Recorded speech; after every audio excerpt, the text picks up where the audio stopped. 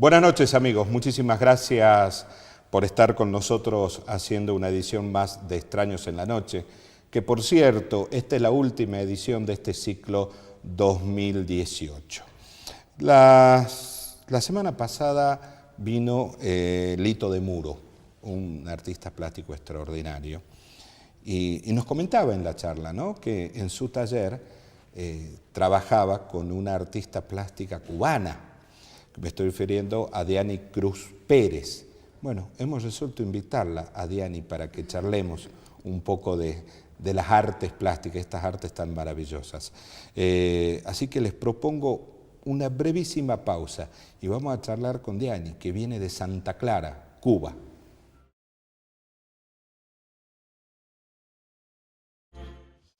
Llegó de Santa Clara, Cuba, con su pincel, su paleta. Diani, muchísimas gracias por estar acá con nosotros. Gracias a ustedes por invitarme. ¿Qué paleta te has traído de Cuba? ¿A la paleta o los colores de los colores de tu paleta? y mira, hasta eso me he dado cuenta que ha cambiado, como que se ha abierto un poco. No acá, sé si... acá vos ves el paisaje y tenemos muchos ocres, muchos marrones, sí. Bueno, un azul distinto, sí. al azul caribeño. Sí. Yo, a ver, no tengo una paleta específica que me guste usar específicamente. Yo creo que el color se coloca donde funciona, donde la misma obra lo pide, ¿no? Pero sí, cuando estudiaba utilizaba mucho los colores cálidos, los rojos, amarillos. Y ahora... La fuerza, el calor del Caribe. Claro, sí. Y ahora trabajo un poco más con los verdes, con los azules, con ese tipo de colores que antes no empleaba tanto. Pero ya te digo... ¿Y por qué han ido surgiendo esos colores? Y no sé, yo creo que tiene que ver con el planteamiento plástico, más que con el lugar, con las cosas que me estoy planteando, digamos, con la pintura. Cuando... A ver, entonces, sí. A ver, te planteamos así. Cuando vos estabas en tu Cuba natal, sí. ¿no? Con la fuerza, el calor que tiene ese Caribe, ¿no? La fuerza, sí. sobre todo, ¿no? Tus motivos para pararte frente al lienzo y los trazos eran totalmente distintos a los trazos y a los motivos que surgen ahora. Mira,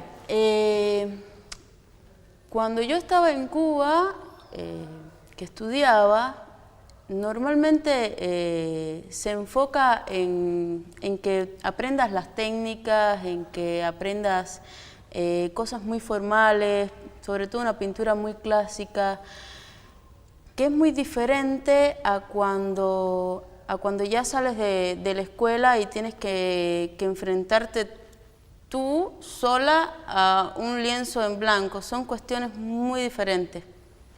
Entonces, ya a partir de ese momento tienes que empezar a caminar por otros senderos, ¿no? Y me parece que se mantiene toda esta impronta que uno trae o que yo traigo de mi país, se mantiene, pero Argentina me ha brindado otras cosas que son muy importantes. Es muy rica Argentina en materia de artes Tiene plásticas. Tiene mucho para brindar Argentina, y sobre todo en el arte. Tiene muy buenos dibujantes, tiene muy buenos pintores, como habíamos hablado anteriormente. Sobre todo algo con lo que yo estoy completamente encantada, que ahí lo puedes ver en este catálogo que te muestro, se presencia, es algo que he descubierto que es la nueva figuración argentina, que si bien en Cuba se toca en algunos contenidos que te enseñan en las escuelas de arte, qué mejor que vivir acá y entender y saber de qué va este planteamiento. ¿Vos viniste buscando esta escuela? ¿O esta escuela te encontró a vos acá? Yo creo que la escuela me encontró a mí. Yo vine por otras cuestiones. Yo creo que la escuela me encontró a mí, y te digo, es lo mejor que me ha pasado en este último tiempo. la nueva figuración argentina es un planteamiento, un movimiento artístico que surge después de la segunda década, después de mitad del siglo después de mitad del XX. siglo, sí, en los años 50.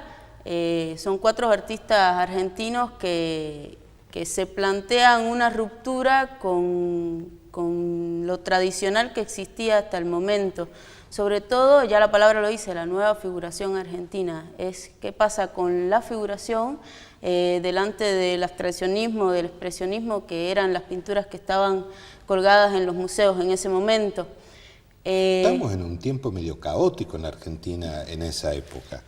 Sí, bueno, era caótico, y la historia era caótica. Bueno, y precisamente esto es lo que se plantean estos artistas, Machió, Noé, De la Vega, y el otro ahora no recuerdo el nombre, pero es lo que se plantean estos artistas. Y bueno, precisamente lo que plantea la nueva figuración argentina es que te permite agarrar de la historia todos los movimientos, todos los estilos y ubicarlos en una obra de arte y hacer que funcione.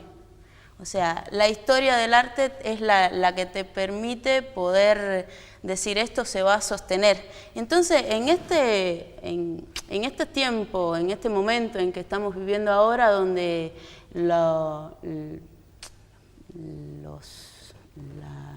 Internet, las redes sociales, la velocidad de la información es tan grande, es tan amplia, y se consumen tantas cosas que por ahí que son, muchas veces no son buenas, muchas veces son buenas, pero va tan rápido.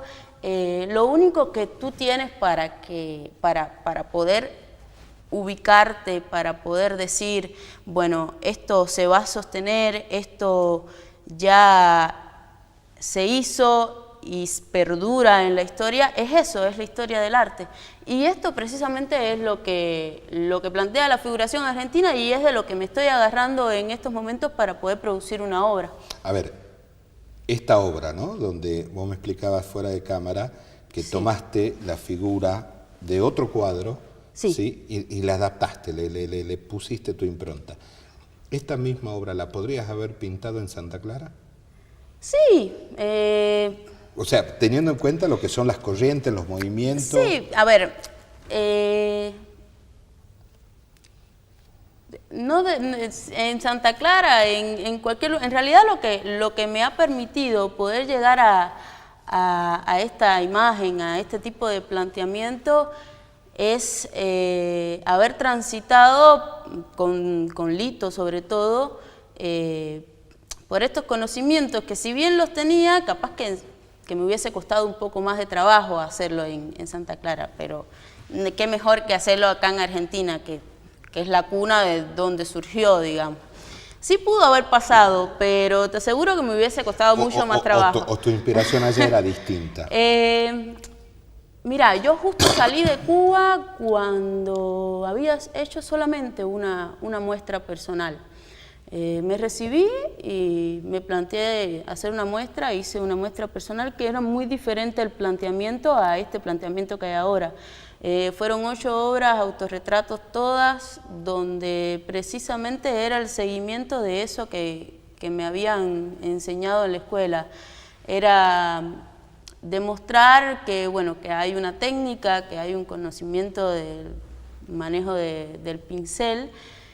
Y sí, obviamente hay un contenido detrás de eso, pero esto es otra cosa que creo que es un paso de avance. Acá está surgiendo la artista. Allá estaba la alumna.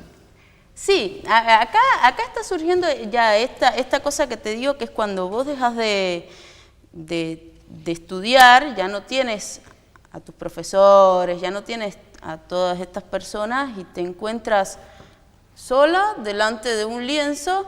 Bueno, en este caso no sola, porque con Lito tenemos ahí precisamente esto que hablábamos de la nueva figuración argentina, lo charlamos mucho, lo tenemos siempre en cuenta y eso es lo que tratamos de hacer, seguir en esa marcha que fundaron Noé, Machió, todos estos. Seguir sobre la marcha y seguir pintando. no queda otra, es lo que nos toca hacer. ¿O es lo que les gusta hacer? Y es lo que obviamente es lo que nos gusta hacer. No me imagino haciendo otra cosa que no sea pintando. O sea, uno en el transcurso puede hacer muchas cosas por la situación que te toca vivir, pero creo que no podría vivir sin pintar, es una necesidad. Y es una necesidad de que las personas conecten con eso también. O sea, es lo que tengo para decir, digamos. Vos nombraste una palabra que Lito de Muro la semana pasada la usó de manera recurrente, ¿no? Cuando una obra funciona. Sí. Y ¿Qué sí. quieren decir cuando la obra funciona? Mira. ¿Es cuando la obra gusta? No. Porque es muy subjetivo eso. No. Esto mismo que te hablaba ahora, lo único que nosotros tenemos para poder pintar y para poder crear es el conocimiento de la historia. Entre más tú conozcas la historia, entre más recovecos conozcas, entre más conozcas los pintores, los que marcaron, los que aportaron a la historia de las artes plásticas, más vas a tener, más elementos vas a tener para lo que vos hagas se sostenga. Entonces, mientras más elementos conoces y esos los empleas a tu favor, son armas que empleas a tu favor, bueno, hay más posibilidades de que la obra se sostenga. Las obras pueden funcionar o no, funcionan o no funcionan. El gusto es una cuestión aparte, te puede gustar o no te puede gustar. Hay elementos ahí que tienen que funcionar, el color tiene que funcionar, la composición tiene que funcionar, el dibujo tiene que funcionar. Son cuestiones muy técnicas, muy formales, como él decía, casi matemáticas, que tienen que estar colocadas de una manera que funcionen, digamos.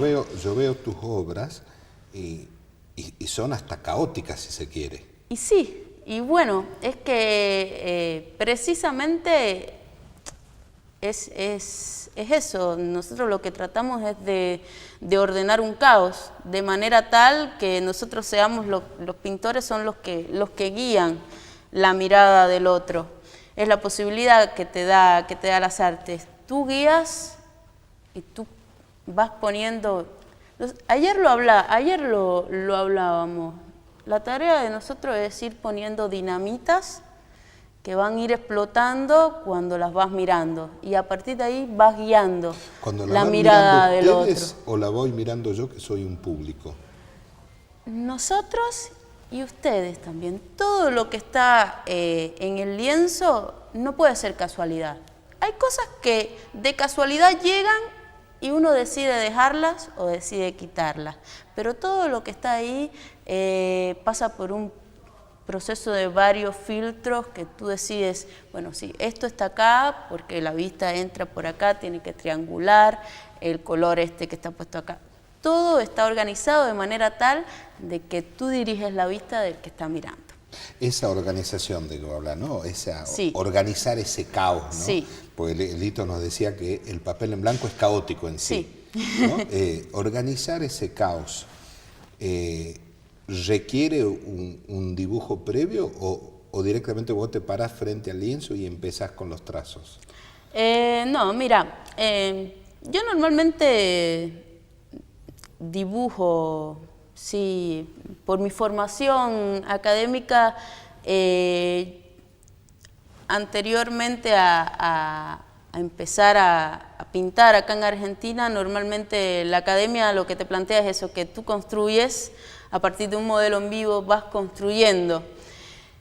Y acá, ahora, esta nueva etapa, he aprendido a explotar más el tema de la mancha, de ponerme delante de un lienzo y empezar a encontrar en el lienzo. En vez de yo ir dirigiéndolo, ir encontrando cosas.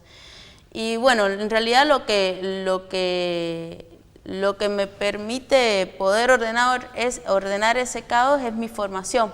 Claro. Por eso se puede ver en los cuadros que hay una pintura con cierto toque de clasicismo, o sea, de los grandes maestros, Miguel Ángel, determinadas técnicas que es muy difícil deshacerse de eso, inclusive tampoco es la idea deshacerme de eso. Pero hay otras cosas que surgen del imprevisto, que surgen del error, que surgen de manchar y no esperar encontrar algo que yo quiera, sino lo que vaya aconteciendo en ese momento, ir agarrándolo, ir dejándolo. Otras cosas sí se construyen, pero sobre todo que la pintura está. Yo la voy a ir armando, pero dejar que vaya saliendo lo que está en el lienzo, no forzarlo. Solo, natural. Claro, no dejarla forzar. macerar un tiempo, volverla a mirar, Claro. a ver si le falta algo. Y bueno, esto es todo un proceso que normalmente pintas un cuadro y lo planteas y son unas horas. Lo dejas ahí y vienes y lo miras al otro día y le quitas algo, le incorporas algo, o lo sacas todo y dejas algo chiquito, y después lo dejas, empiezas otro y lo vuelves a tocar. Es todo un proceso, ya te digo, que pasa por muchísimos filtros hasta que, bueno, decides dejarlo ahí porque está funcionando. Entonces ahí es que se muestra. A tus ojos. A mis ojos, claro, a mis ojos y bueno, a los ojos de algunos pintores que nos visitan en el taller y que compartimos ideas. Yo creo que esto sí, yo creo que esto no. Y bueno, al final quien decide cómo dejarlo soy yo. Pero sí, me gusta escuchar la opinión del otro, sobre todo el otro que sea pintor, digamos. Claro. Ahora, Diani, ¿qué trazos te llevaron hasta el aeropuerto José Martí y te dejaron en Jujuy? Bueno, yo me vine a Argentina por cuestiones personales. Llevaba un tiempo de novia y me vine acá a Argentina, pero siempre con la idea de seguir, o sea, de poder insertarme acá en la red del arte, de los pintores, de las artes plásticas. Nunca abandoné ni dejé esta cosa de querer llegar a otro lugar y no, o sea, no. Obviamente, cuando llegué fue difícil, mucho tiempo, o sea, un país del Caribe, playa, palmera, sol, y llegas acá y es otra cosa completa. Y llegaste en julio. Es otra cosa completamente diferente, pero, o sea, siempre vine con la idea de seguir en la marcha. O sea, esto yo creo que no es una cuestión de tú lo eliges, pero yo creo que ella te elige a ti, o sea, la pintura te elige a ti. Creo que no podría vivir sin pintar. ¿Usás los mismos colores que usabas en Santa Clara? Y bueno, como te decía... Porque ves, a ver, son dos cosas totalmente distintas, ¿no? Paisajísticamente hablando. Sí. Los colores son distintos. Los colores son distintos. El ambiente es distinto, la atmósfera es distinta, la sociedad es distinta, la gente es distinta. Ya te digo, la pintura es un lenguaje universal. Está ahí lo que funciona o lo que no funciona. Yo ahora en el último año sobre todo, como que he agarrado un sentido de pertenencia grande con Jujuy. Empecé a plantearme la pintura como primer lugar, o sea, como lo primero. Empecé a participar en concursos, he conocido muchos pintores de acá y sí, creo que la pintura lo que vas haciendo va agarrando parte del discurso que se maneja acá, digamos, y sí, empieza a variar un poco la paleta, empieza a variar un poquito, pero ya te digo... Y las formas también, ¿no? Y las formas también. Pero bueno, ya te digo, el color es un elemento que te permite expresar algo y que es universal. Ahora, cuando te paras frente a los chicos del Colegio Martín Pescador, Sí. donde enseñas, ¿es la misma pasión para explicarle lo que es el arte? Sí. Inclusive yo hay veces que me quedo así, digo, no, retrocede porque estás yendo con mucha pasión y a veces ellos no entienden. Es muy complicado. Es muy complicado y en el momento es intransferible esta cuestión de enseñar artes.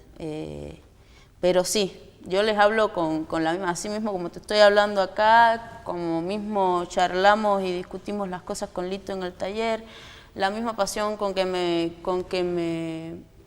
me paro delante de un lienzo es lo mismo que le trato de transmitir a ellos. Estoy todo el tiempo hablándole de pintura, hablándole de estética, es que todo va junto. Bueno, pero ahora los chicos, hay un tema que yo lo veo con los chicos. Con este aparatito Sí. tienen todo. Sí. O sea, ¿cómo le explicamos a un chico que no es lo mismo ver una obra acá que ver una obra colgada en una pared, en un lienzo? Y bueno, Que precisamente... no transmite lo mismo. Y precisamente eso tienen que comprobarlos ellos. Por eso yo trato de, muchas veces, a ver, un chico del secundario, todos los chicos no quieren ser artistas, todos los chicos no les interesa pintar. Entonces hay varias opciones para poder engancharlos con esto, ¿no? Llevarlos a las muestras, ahora cuando expuse los llevé al taller y Lito le dio Una charla. Estuvo conversando con ellos y fue, pero súper certera. Quedaron todos encantados así. Demostrándoles en las mismas clases. Me gusta mucho darle clases demostrativas, es decir, demostrarle al chico cómo es que funciona. Porque si le explicas verbalmente no es lo mismo, o sea, si se lo hablas. Sí, son creativos. Explicarle y tratar de... También cuando los chicos vienen de secundaria, vienen un poco estructurados. ¿Por qué? Porque normalmente, ¿qué es lo que te enseñan? El cielo es azul, las nubes son blancas. El cerro es verde, el cerro es verde marrón.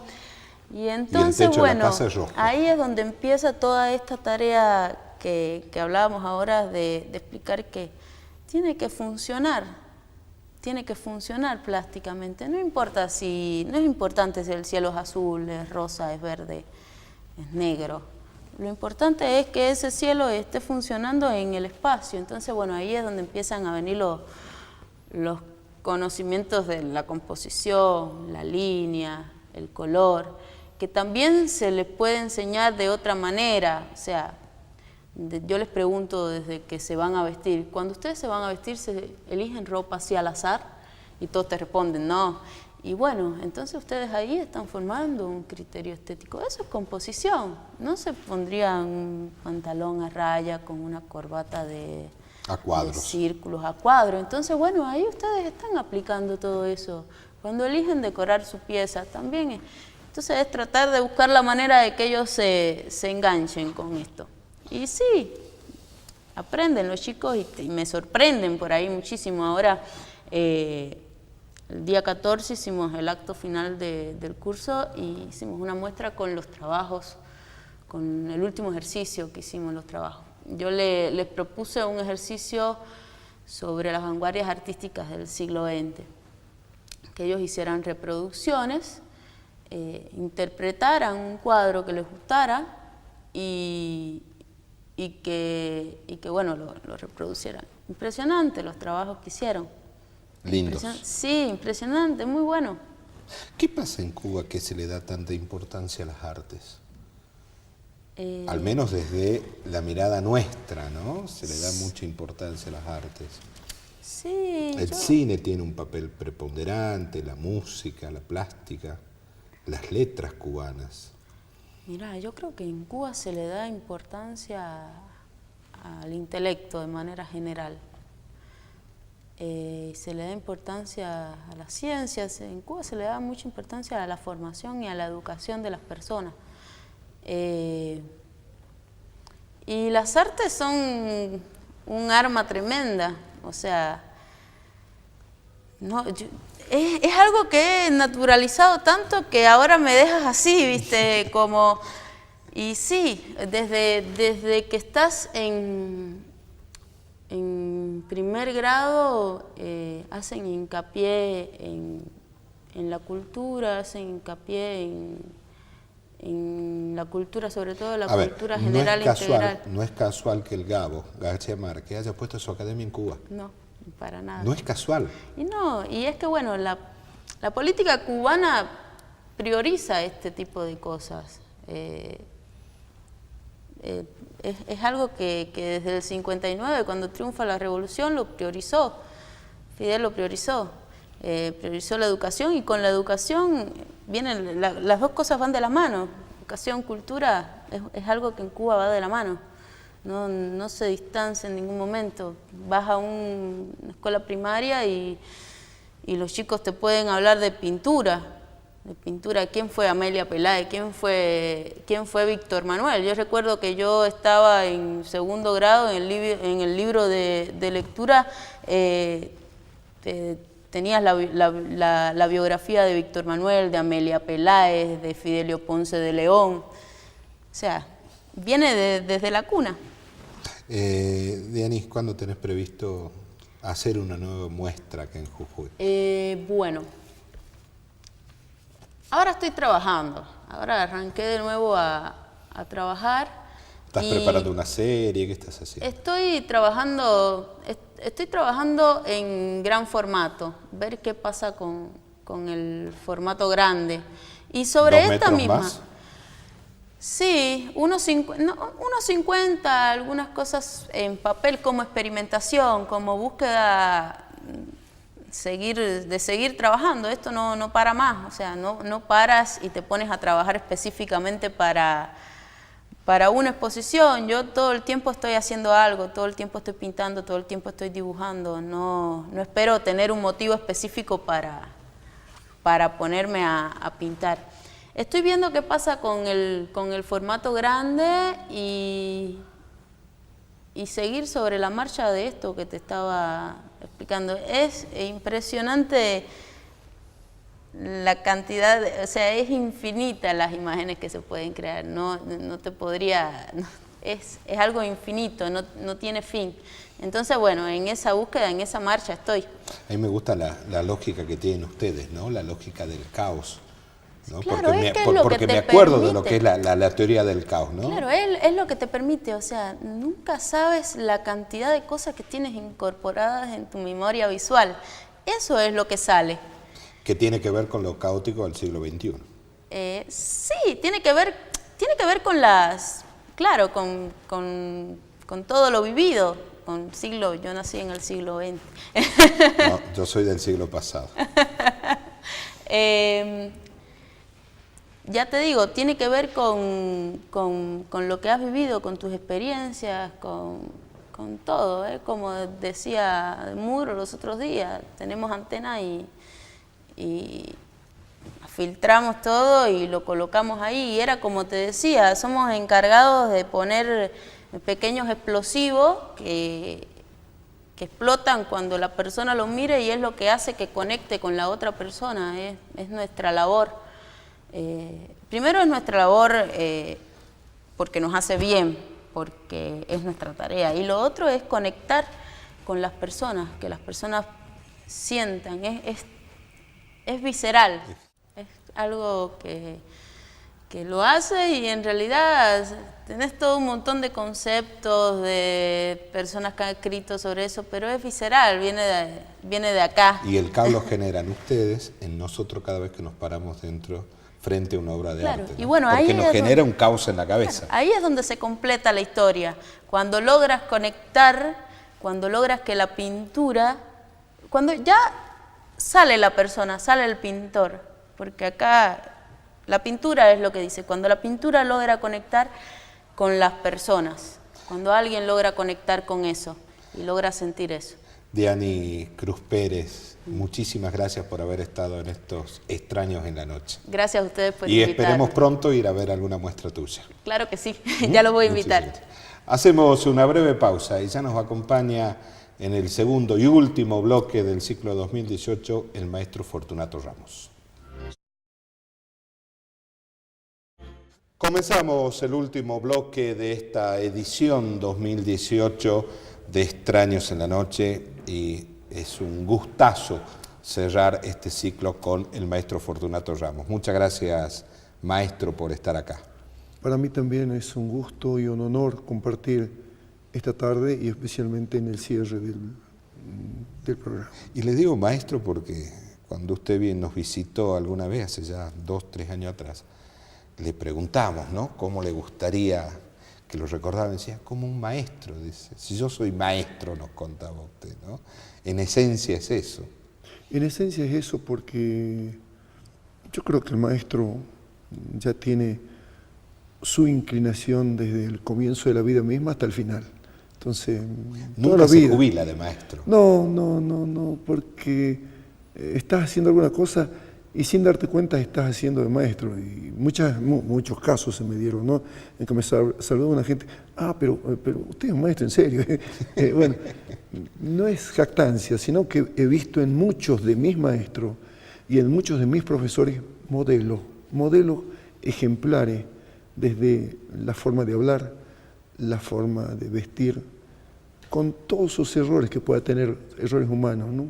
Pero hay toques especiales en el que ese personaje, ese tipo de personas son maestros.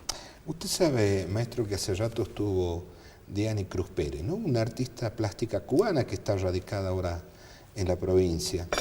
Y cuando charlábamos, ¿no?, ella decía, dice, yo tuve la suerte, dice, en mi país, dice, de la misma manera que me enseñaban matemática, me enseñaban artes.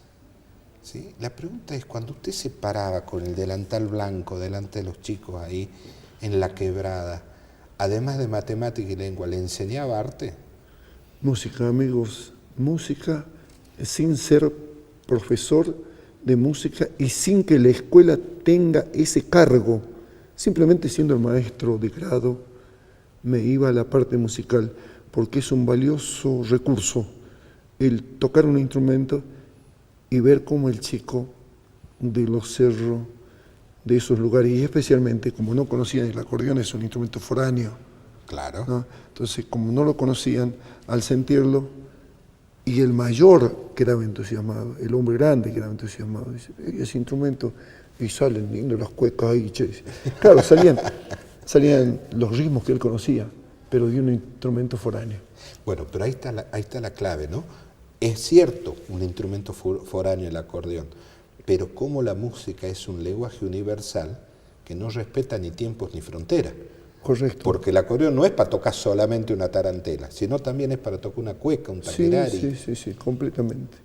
Sí. Y bueno, a la par llegan a mis manos los instrumentos que son de la zona, que los conozco desde niño, porque yo he nacido en Coralla, que es un lugar que está a 4.000 de altura más o menos, yendo para la mina del Aguilar. Y en los tiempos, los primeros tiempos que viví en ese lugar, mi padre, que era arriero, me enseñaba todas esas caminatas largas hasta el Aguilar. Desde Humahuaca hasta Mina del Aguilar hay más o menos 80 kilómetros, ¿no? Pero en ese tiempo lo hacíamos a pie. Desde muy chico, camino por los cerros. ¿Y siempre acompañado de la música? Y siempre acompañado por la música, porque el ritmo del burrito al corretear está marcando música. El rebuzno de un burro, que es lo único que suena de rato en rato a 5.000 de altura, también es música. El canto de una perdiz, el silbo de una vizcacha, es música. Y el corretear en el recreo de los chicos, el mismo silencio, también es música. O sea que todo eso hace que se conglomere en un sentimiento especial y después, como el maestro Ricardo Vilca fue poniendo en su música, que lo iba creando con estos sonidos que digo, engarzándolos bien, procediendo después a editar cada uno de esos momentos que son música. O sea, en la música de Vilca están todos esos sonidos de la Están quebrada. todos los sonidos de la quebrada, están todos los sonidos de la quebrada. Eso lo digo con certeza porque lo conozco, ha tocado conmigo Vilca, era menor que yo, era uno de mis músicos que me acompañaba con su guitarra cuando las guitarras eléctricas no existían. En un momento cuando el sonido era una bocina y un solo micrófono, donde los changos se peleaban para hacer salir su instrumento. Bueno, de esa época es, y de esa época les hablo a todos. Yo me atrevería a decir que la música de la quebrada, si uno escucha una samba quebradeña, un bailecito, no solamente tiene esos sonidos, sino también tiene los colores. Sí. La música de la quebrada tiene esa particularidad, ¿no? De Tiene tener colores, claro que sí, tiene colores. Tiene rojos, amarillos, azules, colores de los cerros. Tiene colores de las tardes de viento, colores de los días de sol, de los días nublados, de los días con nieve, colores diversos que a los cerros, como en este caso la gran cadena del Senda, que son los cerros más coloridos, donde está el horno caldo, le va pintando según los estados del tiempo, ¿no? Por eso hay cientos de colores matizados por el mismo tiempo. Ahora, maestro, y cuando usted con su acordeón lo saca, empieza a tocarlo, y su público son chinos. Chinos, que en su vida han escuchado un bailecito, un claro, lo carnavalito. conocían el acordeón, porque hay acordeones chinos, hay acordeones italianos. Claro, pero los conozco. tocar un bailecito, una cueca. Claro, no, se sorprenden, ¿no? Estuve en China hace poquito. Como me sorprendió la gran muralla china, me sorprendió por semejante belleza creativa del hombre que vive en ese lugar, y lo he conocido, me he subido, he caminado por la gran muralla china. Y eso, después de conocer la historia, que uno la lee cuando es secundario, 10.000 kilómetros, una muralla que atraviesa toda la parte norte, de este a oeste, ¿no? Digo, ¿cómo los chinos han pensado cercar su país? Cercar un país. Y yo estando en Santana, en la escuelita de Santana, que está a 5.000 de altura, veía los cerros, ¿no? Con murallitas de piedra así, que se perdían de vista, y me quedaba abriendo la boca. Y bueno, al ver un país cercado, decía, ¿por qué se han atrevido? Y por situaciones, dice, de guerra, que los unos querían entrar al país. Sí, las invasiones permanentes que había. Claro, está bien, 10.000 kilómetros cercados la parte norte de China.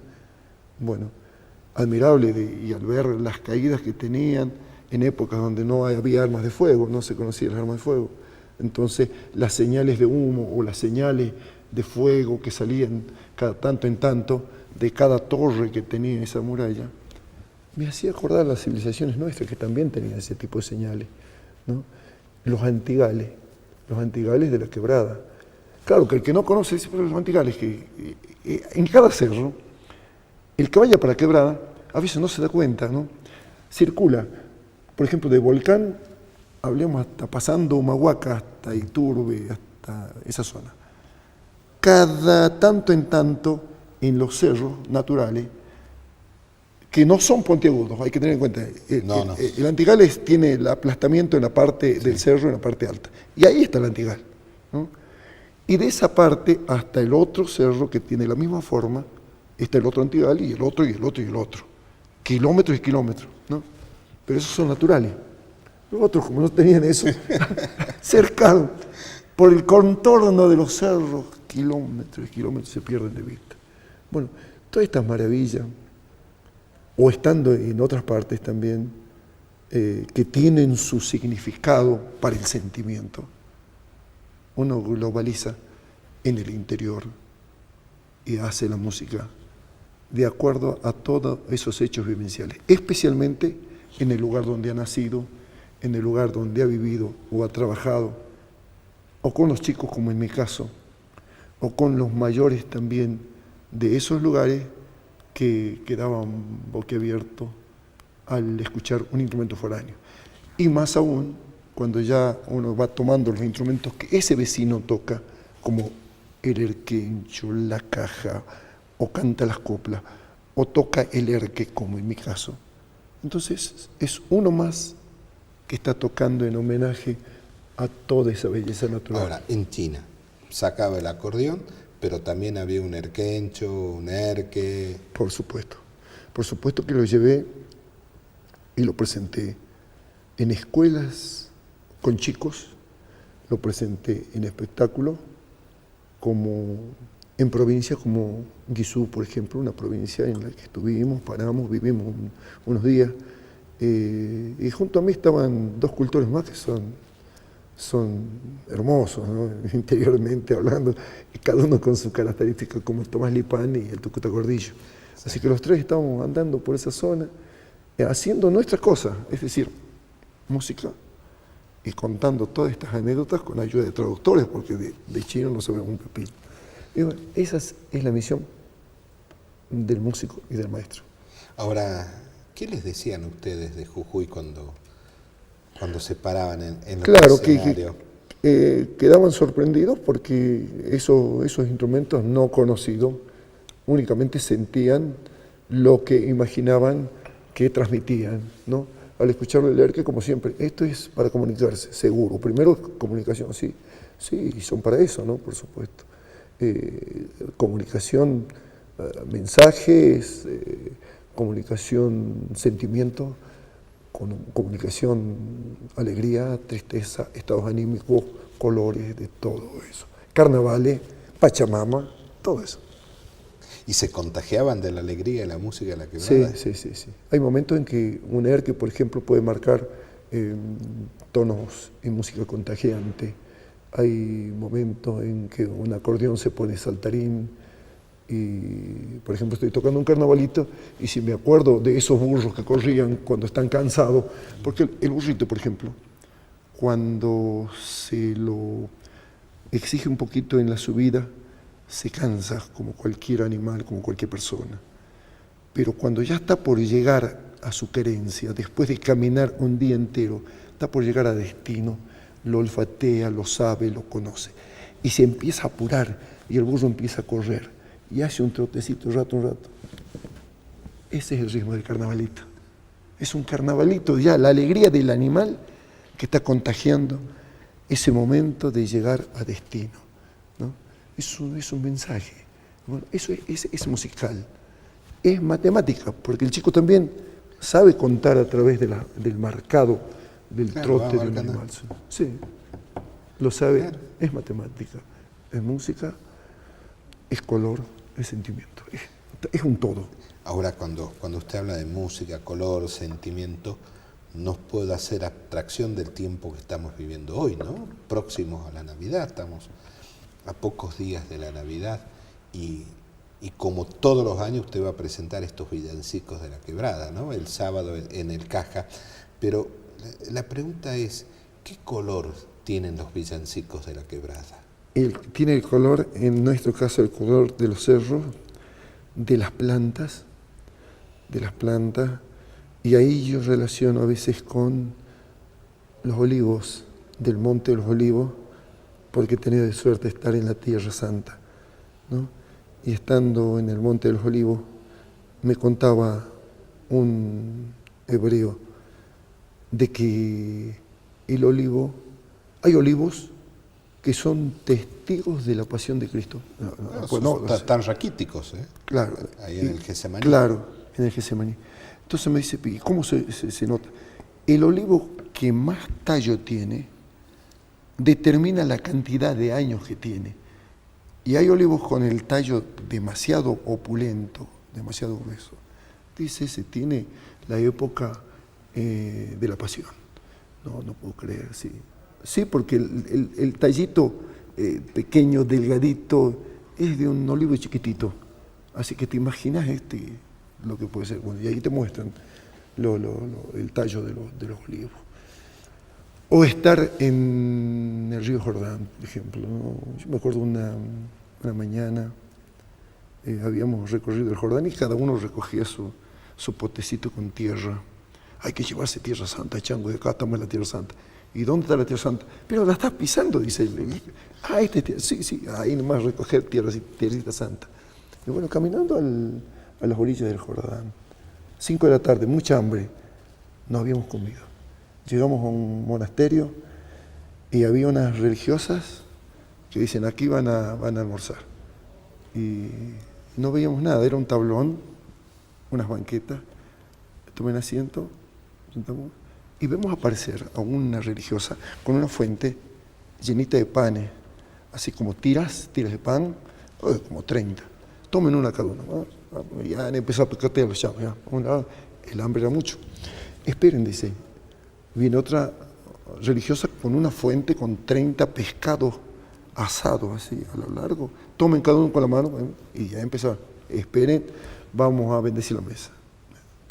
Y antes, esperen un minutito más. Este es el lugar donde Cristo, la multiplicación de los peces y el pan.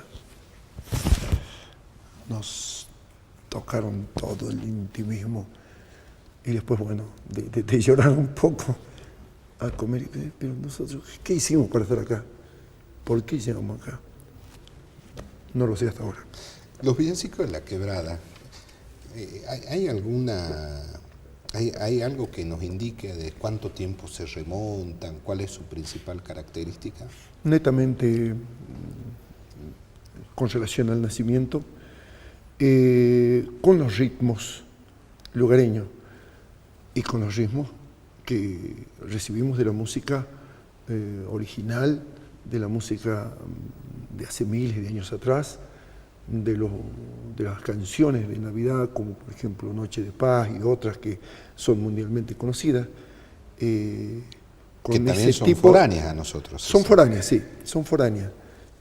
Pero ahí viene la creatividad. Casualmente, el que es músico siente ese tipo de música, lo escuchó también en la iglesia, donde sea, o por los medios, y al agarrar su instrumento, sabe el carnavalito, coge el bailecito, y ahí los implementa, o los implementó hace mucho, en base a lo que le fueron enseñando y fue aprendiendo del nacimiento.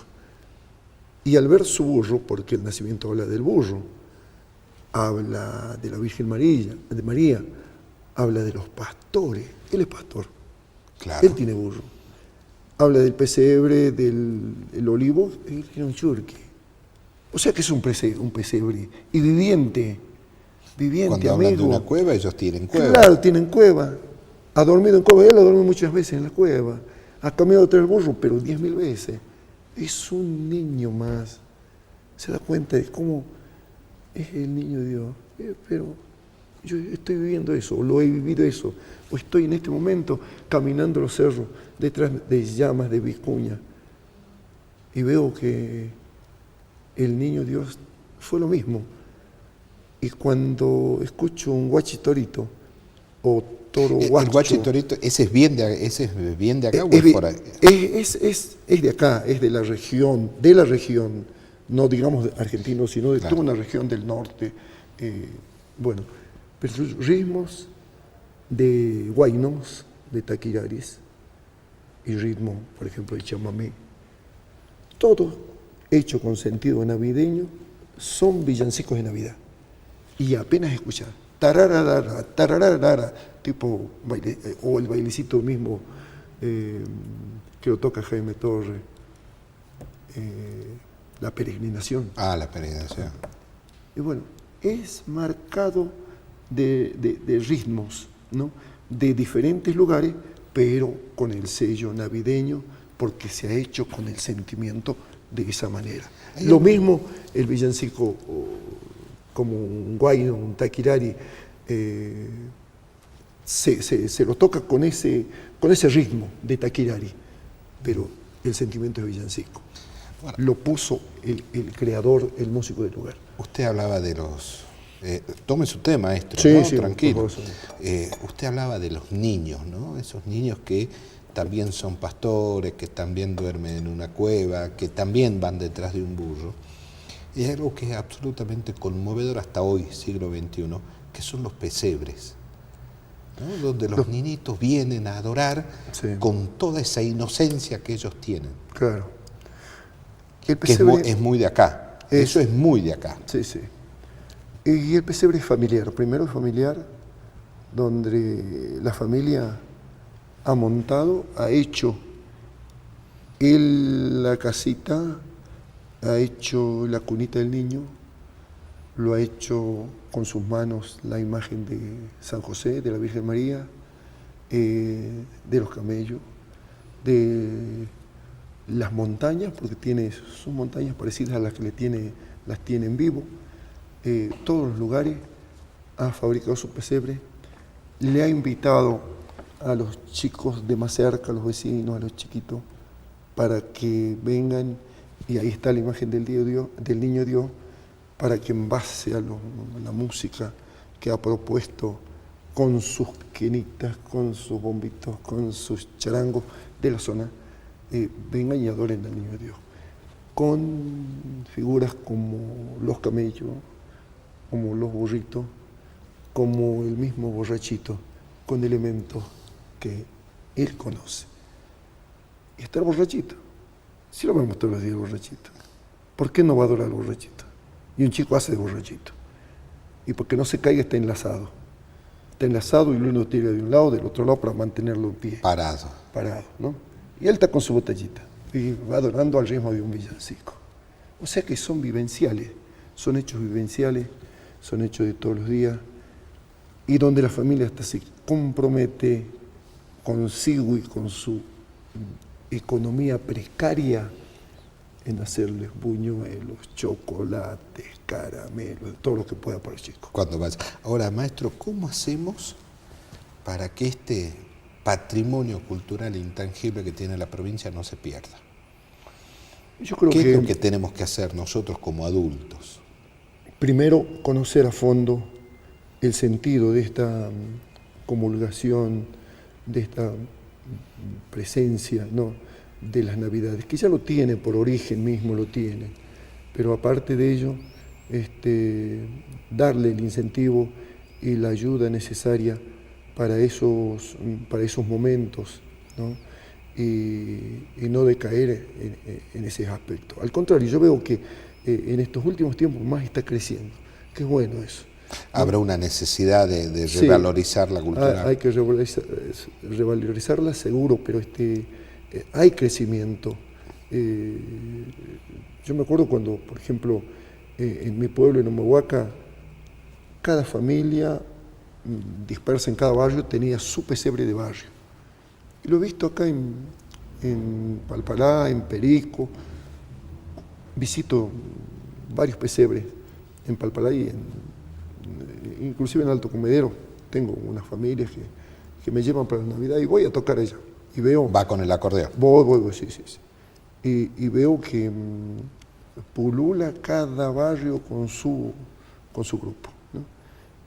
Y la familia sigue comprometida en gastos y lo hace de buena onda, de querer invitar, de que eso no se pierda. De querer adorar ellos también, ¿no? Adoran. Claro. Maestro, le contemos a la gente una vez más, el sábado a las 21. El sábado a las 21 vamos a hacer Villancicos La Quebrada. Esta idea surgió hace más de 14, 15 años, ¿no? Y lo hicimos muchas veces en la estación de trenes con 1.500, 1.300 personas. Los que son de mi edad, los que estaban en aquella época seguramente se acuerdan. Después lo hicimos en el Mitre, lo hicimos en el CELEC, en el Alfa, en salas así, grandes y pequeñas. Entonces la propuesta simplemente para mostrar algunos villancicos que se han perdido, ¿no? Y vuelven. Hay una recopilación. Hay una recopilación, sí. Pudimos grabar, hacer una placa ya, que es un clásico, que lo escuchan, que lo tocan en los pesebres. Y hay más creativos también, por supuesto, que cada chico, al escuchar, o cada músico del lugar, lo va adaptando a la música que conoce, y surgen y crecen más villancicos. Entonces el sábado a las 21 en el Centro de Arte Joven Andino, ahí en la calle Alvear. En la Alvear, ahí vamos a estar, amigo. Y bueno, hablar de villancico, hablar de tantas cosas que tiene nuestra cultura, es un poco hacer un pincelado sobre lo que es la quebrada. Yo pienso que nosotros en la quebrada de Humahuaca estamos en un paraíso impresionante de cultura, ¿no? No Cada solo momento, paisajístico, ¿no? Sino no solo paisajístico, sino en el corazón del hombre. la esencia cultural que tiene. Eso, aparte de las formas paisajísticas, pero todos estos momentos y cada momento del año, con su Pachamama o con su carnaval, con su San Ramón o con su perro o con su llama, con su vacuno, con su caballo, todo tiene su momento. Y uno se sorprende, pero ¿por qué hoy? Cumpleaños de los perros, el 16 de agosto. Ah, y ahí lo ves al perro con una corbata, ¿no? Comiendo una torta que le ha hecho la dueña de casa, de fiesta el perro, ¿no? Y bueno, pero es su vida, es su animal, ¿no? Es su cuidador, con todos los valores que tiene. Y lo mismo para su llama o para lo que fue. para- Maestro, muchísimas gracias por haber estado y el sábado a las 21 ahí en el Caja, a Pero hacer Villancico de la Quebrada. Para mí va a ser un gusto compartir con todos, como siempre. Y gracias a tu programa por cerrarlo con mi persona, simplemente Es por el un hecho de honor ser, para nosotros, es un honor. con el solo hecho de ser simplemente un docente, un maestro. Muchas gracias. Y a ustedes, muchísimas gracias por habernos acompañado en este 2018. Muchas gracias a Tilio Medina, muchas gracias a José García, Mónica Córdoba y a la productora general de este programa, ¿no? La que toda la semana se encarga de que vengan los invitados, de traernos propuestas nuevas. Me refiero a Ingrid Mamaní, que seguramente el año que viene también nos va a estar acompañando acá, en la señal de Canal 2. A todos ustedes que tengan una muy feliz Navidad, un mejor comienzo de año y que este niñito Dios, el que hablábamos recién con el maestro Fortunato Ramos, aquel que los niños van a adorar, nos bendiga a todos y sobre todo a este país que tanto lo necesita. Muchísimas gracias y hasta el año que viene, si Dios quiere.